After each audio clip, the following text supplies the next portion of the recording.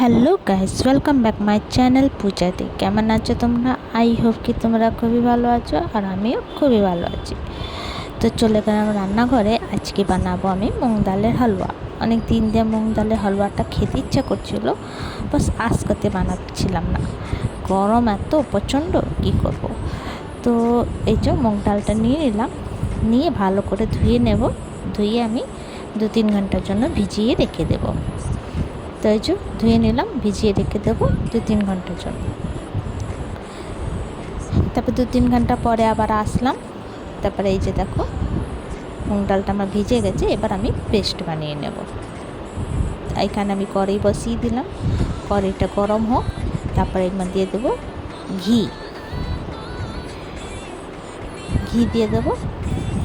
ঘিটাকে একটু গরম করব।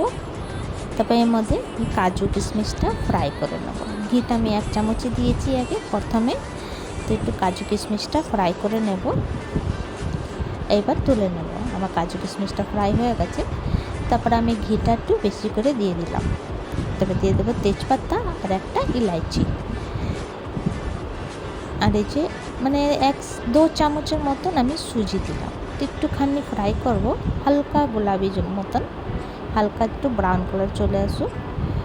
তো এখানে আমি জল বসিয়ে দিচ্ছি, চিনি শিরা বানাবো করে। তো এই যে ডালটা পিষে রেখেছিলাম, তো ডালটা দিয়ে দেব। সুজিটা আমার একটু ব্রাউন কালার হয়ে গেছিলো। ডালটা দিয়ে ভালো করে নাড়াচাড়া করবো। আর ফ্লেমটা একদম লো ফ্লেম রাখবো, মিডিয়াম টু লো ফ্লেমে রাখবো। আর এখানে দেখো এই যে চিনি শিরা, এর মধ্যে একটুখানি ফুড কালার দিয়েছিলাম, রেড কালার ফুড কালার। তো এই যে মুগ ডালটা আমি তব তক ফ্রাই করবো জব তক ঘি না ছেড়ে দেয়। তারপরে এই যে ঘি সেটা ছেড়ে দিয়েছিল, তারপরে যে চিনি শিরাটা দিয়ে দেবো। দিয়ে ভালো করে নাড়াচাড়া করতে থাকবো, না তো গুটলি বনে যাবে আর লেগে যাবে নিচে। তো এই জন্য ভালো করে নাড়াচাড়া করতে আছে।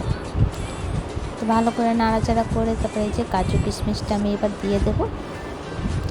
তো তোমাদের কাছে যদি খোয়া থাকে তো খোয়াটা দিয়ে দিও। তো আমি ভিডিওটা করেছিলাম, স্কিপ হয়ে গেল। তো এখানে আমাকে বাবু ডাকলো মাদার্স ডে গিফট করে দেবে করে। তো এই যে দেখো মাদার্স ডে গিফট নিয়ে এসে বাবু বাবা মিলে বাবু টেনে নিয়ে গেছিলো, চলো মা। তো এখানে দেখো পার্স বানিয়েছে, নিজের হাত দিয়ে পার্সটা বানিয়েছিল। তো বেশ ভালোই লাগলো গিফটটা দেখে।